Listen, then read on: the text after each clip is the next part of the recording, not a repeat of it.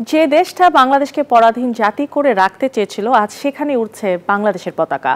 বাংলাদেশ নিয়েও বেশ উচ্ছ্বসিত পাকিস্তানিরা। লাল সবুজের দেশের প্রতি জানিয়েছেন ভালোবাসা। পাকিস্তানের রাওয়ালপিন্ডি থেকে আরো জানাচ্ছেন শুভদেবনাথ। লাখো শহীদের রক্তের বিনিময়ে পরাধীনতার পাকিস্তানি শৃঙ্খল থেকে মুক্তি পেয়েছিল বাংলাদেশ। অবসান ঘটেছিল দীর্ঘদিনের শোষণ বঞ্চনার। সেই পাকিস্তানে এখন উঠছে বাংলাদেশের পতাকা। এখন এমনই ফুরফুরে মনে থাকবে সবাই। বসুন্ধরা টয়লেট্রিজ, ফুরফুরে মন সারাক্ষণ।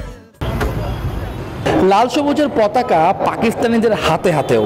এই দৃশ্য রাওয়ালপিন্ডিতে বাংলাদেশ নিউজিল্যান্ড ম্যাচের আগের।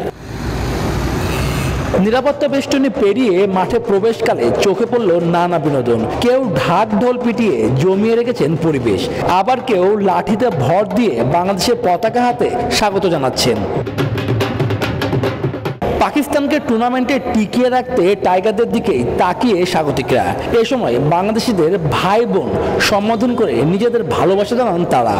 क्योंकि माजी अगर पढ़े ना हम बांग्लादेश और पाकिस्तान का, ये हम दोनों भाई मतलब एक ही साथ है, लेकिन कुछ जो है मुश्किलात आई, कुछ रुकावटें आई जिसकी वजह से हमें जिस्म के दो हिस्से करने पड़े। इसमें इंशाल्लाह बहुत अच्छी कमाई हुई बांग्लादेश की, और इधर लाहौर में आए अभी बिस्मिल्लाह हो जाएगी इंशाल्लाह। পাকিস্তানে অবস্থান করা বাংলাদেশিরাও ম্যাচ দেখতে এলেন। টাইগারদের সমর্থনের পাশাপাশি পাকিস্তানের আতিথেয়তায় মুগ্ধ তারা। পাকিস্তানে আসছি, খুব ভালো লাগতেছে। মানুষ খুব ফ্রেন্ডলি, খুবই আন্তরিক, খুব মানে সবাই বলতেছে আমাদের ভাই, ড্রাইভার বলতেছে পয়সা লাগবে না, সবাই হেল্প করতেছে, সবাই খুব হেল্পফুল। আলহামদুলিল্লাহ, আমরা তো আশা রাখি যে বাংলাদেশ ভালো করবে, আমাদের ভালো একটা ম্যাচ উপহার দেবে। বাংলাদেশ ইনশাআল্লাহ চ্যাম্পিয়ন হবে, একটা আশা থাকবে, তো বাকিটা আল্লাহ ভরসা। রাওয়ালপিন্ডিতে বাংলাদেশকে থাকতে হবে আরো কয়েকদিন।